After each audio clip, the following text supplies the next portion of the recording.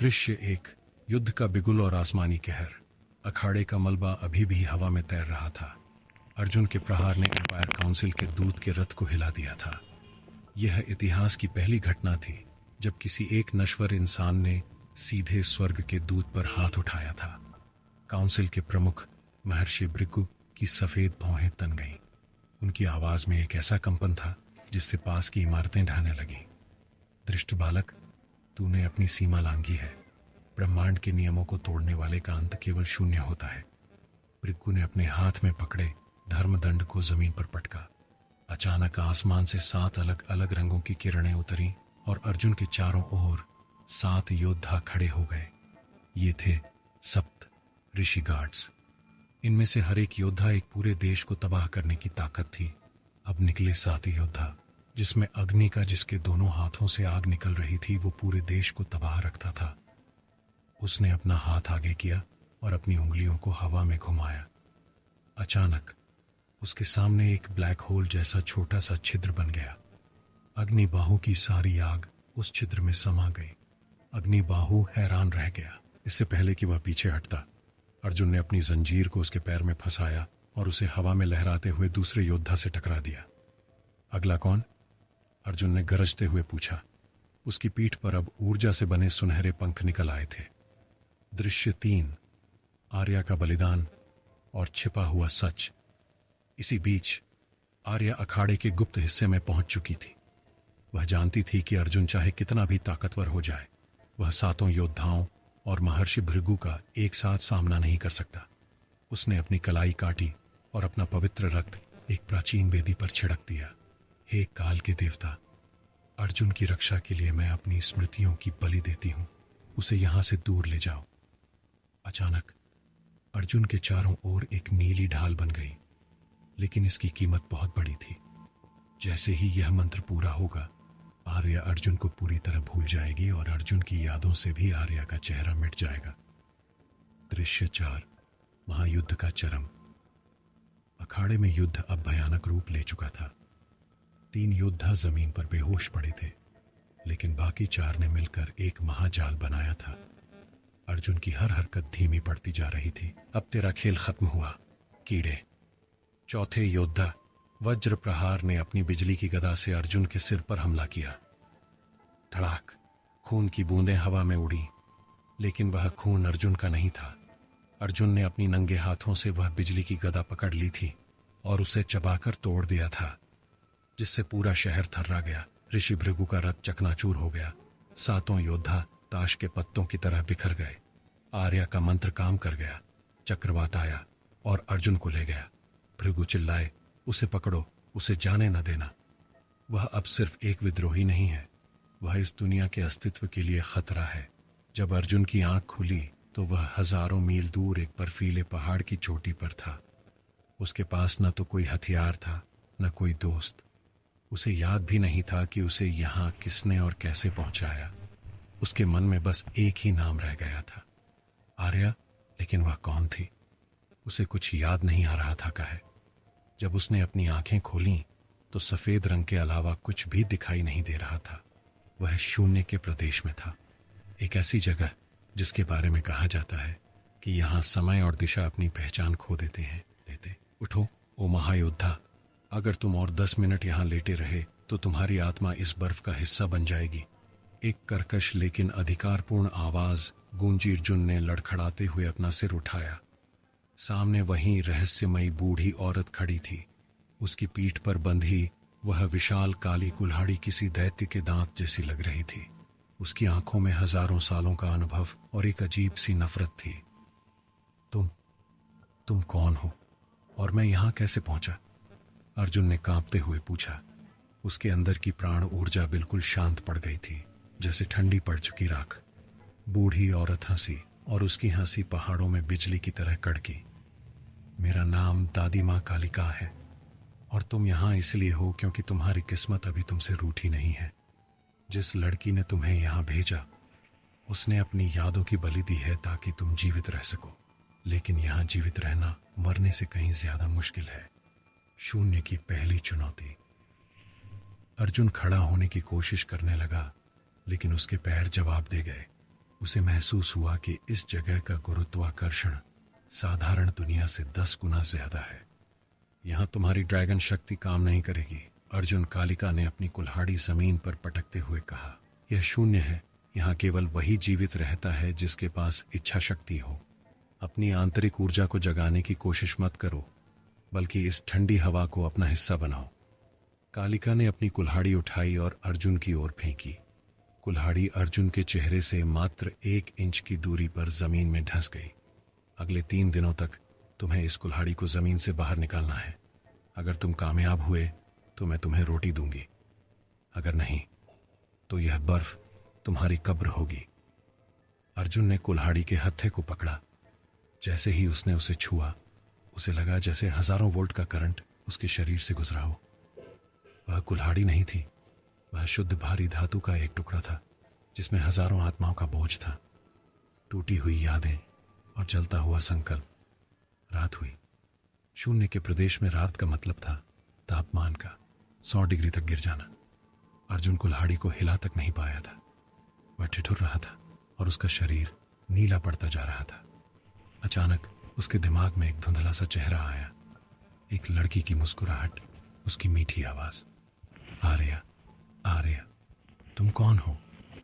मुझे तुम्हारा नाम याद है पर चेहरा क्यों नहीं दिख रहा? अर्जुन की आंखों से आंसू निकले जो तुरंत बर्फ बन गए। उसे याद आया कि कैसे विक्रांत ने उसे मारा था, कैसे जोरावर ने उसका अपमान किया था। उसके अंदर एक आग भड़क उठी। मैं यहां नहीं मर सकता, मुझे वापस जाना है और उस लड़की को खोजना है जिसने मुझ पर अपनी जिंदगी कुर्बान कर दी। यह सोचकर उसमें असीम शक्तियों का आभास होना लगा और फिर उसने एक बार में ही कुल्हाड़ी को बाहर खींच लिया। उसे खींचने में इतना शोर हुआ जिससे कलिका दादी बाहर आई और कहने आगी, शाबाश, बहुत अच्छा किया। लेकिन अब नीचे के राक्षस जानवर भी निकलने लगे। ये जीव बिना चेहरे के थे। उनके पास सिर्फ लंबे लंबे हाथ और धारदार नाखून थे। वे आवाज नहीं करते थे, वे केवल सन्नाटे में शिकार करते थे। लो, अपनी पहली असली परीक्षा दो, कालिका ने चिल्लाकर कहा। इस कुल्हाड़ी का इस्तेमाल करो, यह अब तुम्हारी है। अर्जुन ने कुल्हाड़ी उठाई। उसे आश्चर्य हुआ कि अब वह उसे बिल्कुल हल्की लग रही थी। जैसे ही पहला राक्षस उस पर झपटा, अर्जुन ने कुल्हाड़ी को एक गोल घेरे में घुमाया। शूश! एक काली लहर निकली और राक्षस के 2 टुकड़े कर दिए।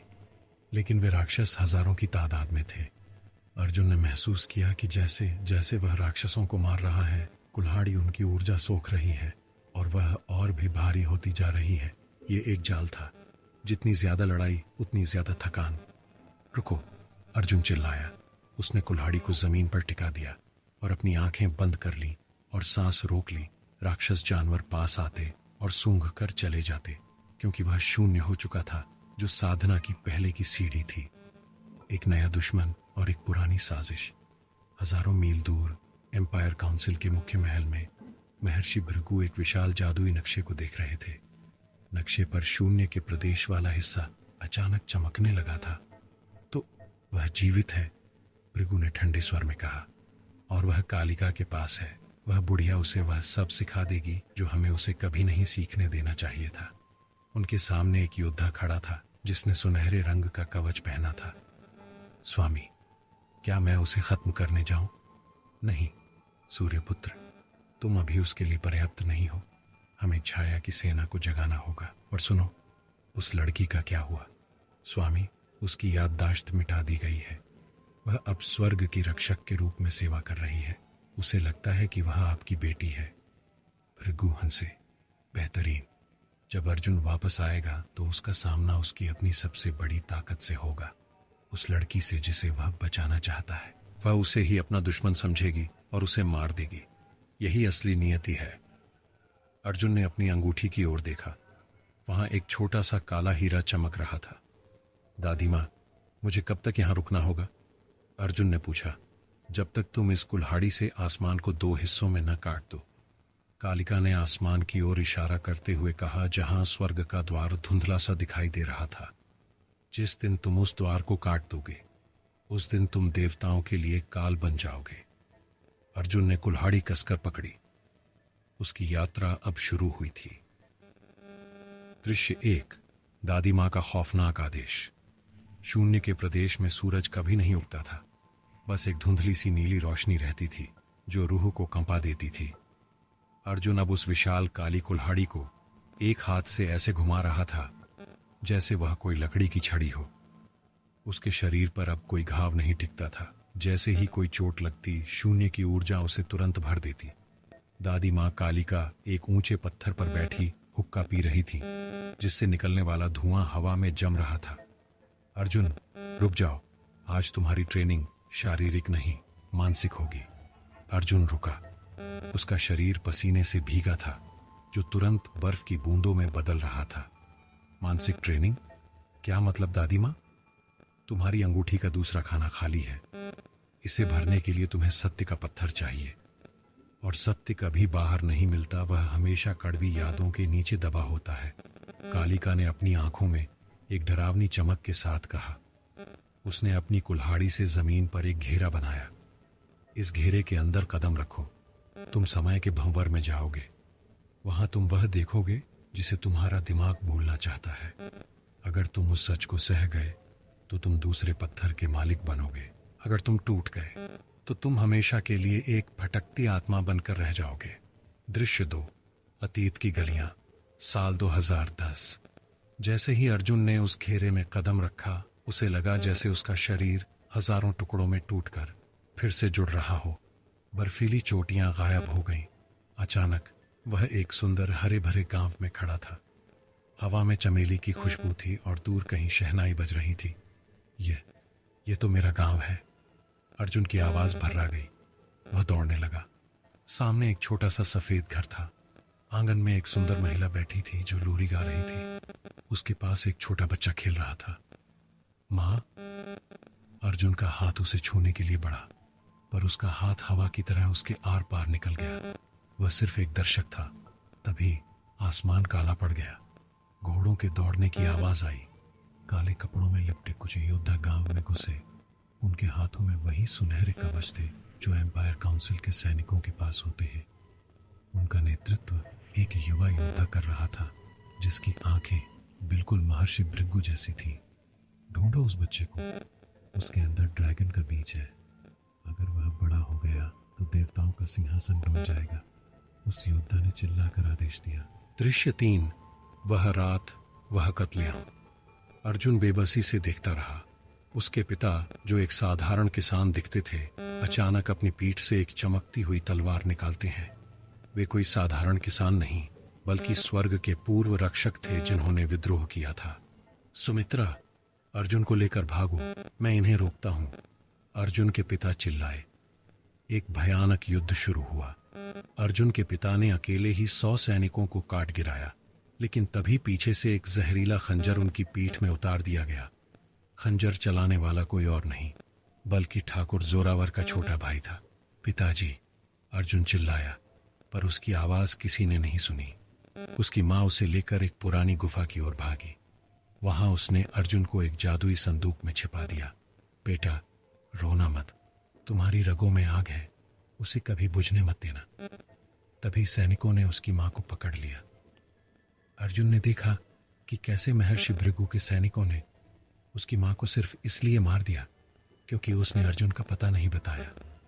मरते समय उसकी मां की नजरें उसी संदूक पर थीं और उनके होठों पर एक ही शब्द था, जीना अर्जुन, जीना। कलिका ने शांति से अपना हुक्का रखा। तुम्हें तोड़ने के लिए नहीं, तुम्हें यह याद दिलाने के लिए कि तुम्हारी लड़ाई सिर्फ खुद को साबित करने की नहीं, बल्कि उस खून का हिसाब चुकता करने की है जो इस मिट्टी में बह है। अब बताओ, क्या तुम अभी भी ट्रेनिंग करना चाहते हो या बदला लेने जाना चाहते हो? मुझे और ताकत चाहिए, इतनी ताकत कि जब मैं देवताओं के सामने खड़ा हूं तो उनकी अमरता भी कांपने लगे। अर्जुन ने अपनी कुल्हाड़ी को हवा में लहराते हुए कहा। दृश्य 5, स्वर्ग में हलचल और आर्या का नया रूप। इधर स्वर्ग के इंद्र महल में महर्षि भृगु परेशान थे। समय के भंवर में जो हलचल हुई थी उसे उन्होंने महसूस कर लिया। वह जाग गया है, उसने अपना अतीत देख लिया है। भृगु ने धीरे से कहा। उनके सामने आर्या खड़ी थी। वह अब पहले से कहीं ज्यादा सुंदर और घातक लग रही थी। उसके हाथों में आकाश धनुष था जिसकी एक प्रत्यंचा खींचने से बिजली कड़कती थी। उसकी याददाश्त तो पूरी तरह मिट चुकी थी। उसे बस इतना याद था कि वह भृगु की बेटी है और उसका काम दानवों को खत्म करना है। पिताजी, आप चिंतित क्यों हैं? आर्या ने पूछा। बेटी, एक बहुत बड़ा दानव जाग गया है।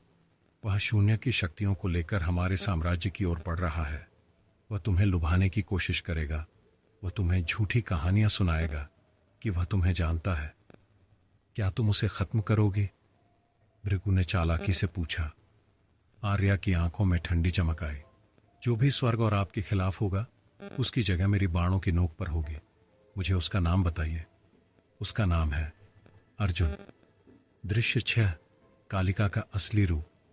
वापस शून्य में अर्जुन अपनी नई शक्ति का अभ्यास कर रहा था। उसने पत्थर की मदद से समय को कुछ सेकंड के लिए धीमा करना सीख लिया था। तभी उसने गौर किया कि कालिका की परछाई जमीन पर नहीं पड़ रही थी। दादी माँ, आपकी परछाई क्यों नहीं है?